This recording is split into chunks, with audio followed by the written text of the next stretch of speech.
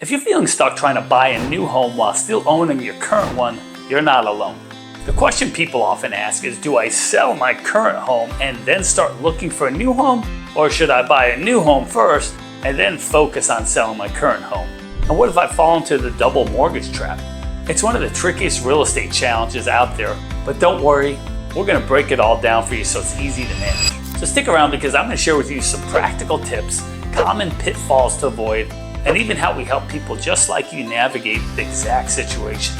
And if you want to dive deeper, check out our blogs linked in the description. Oh, and if you find value in this video, don't forget to like and subscribe so you can get more valuable content in the future. So let's start with the obvious question. Why is buying and selling at the same time so difficult? Because you're balancing two huge life decisions. You've got the pressure to find the next perfect home while you're trying to avoid the double mortgage payments and temporary housing. The process can feel like a race against the clock, and most people aren't sure which to prioritize first. And the data backs it up.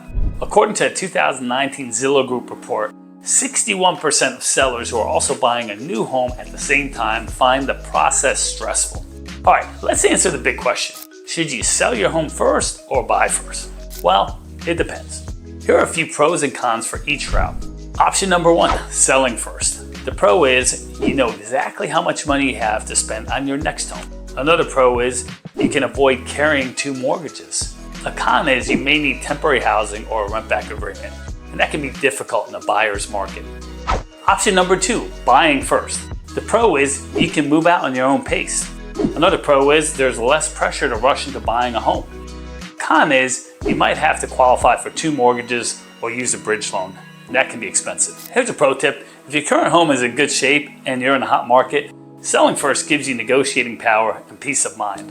And this is where we come in. At House Buyers of America, we simplify the entire process by buying your current home as is, fast, and with no financing delays. You don't have to fix it up, clean it out, or wait for a buyer to fall in love with it. We give you a guaranteed cash offer and let you pick the closing date that works best for your timeline. So here's a real-world example. Angela was facing foreclosure and needed to buy a new home fast. She didn't have time for renovations or showings.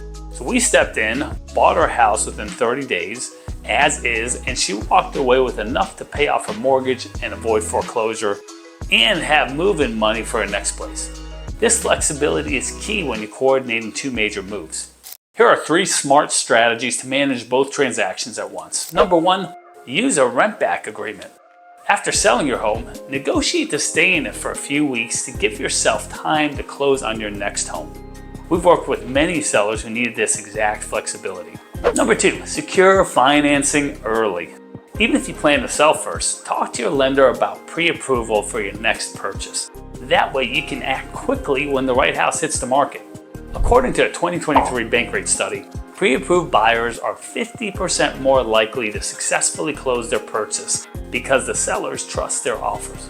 Number three, work with a cash buyer. Like I mentioned earlier, cash buyers remove a ton of stress. No showings, no repairs, no waiting. That means you can time your next home purchase without the usual chaos. Now let's go over some common mistakes we've seen people make when trying to buy and sell at the same time. Number one, don't assume you can time everything perfectly. Deals fall through. Move-in dates get delayed. Number two, don't overextend yourself financially. Trying to pay two mortgages will stress anyone out. Number three, don't skip the pre-approval process. Even if you're selling first, be ready to act on the buy side. Here's a pro tip. Always have a plan B for temporary housing just in case timelines don't match up. You know, sometimes it's best just to pause. If the market's crazy, inventory's low, or you're unsure about financing, it may be better to just rent for a few months and buy later. There's no shame in slowing things down to do what's best for your finances. Many homeowners opt to rent temporarily after selling their home and before buying a new one. This strategy helps them avoid the pressure of timing both transactions perfectly and allowing them more time to find the right new home or wait for the market conditions to shift. The last thing you want to do is rush into a purchase of a new home and end up having buyer's remorse a few months later. Buying and selling at the same time can be stressful, but it doesn't have to be. With the right strategy, the right timing, and the right team behind you, it's totally doable. If this video helped you feel more confident about managing your double move, give it a like and don't forget to subscribe for more real estate tips. Got questions or your own experience about buying and selling at the same time? Drop us a comment below. I'd love to hear your story and help you out in any way I can. Thanks for watching. I'll catch you in the next video.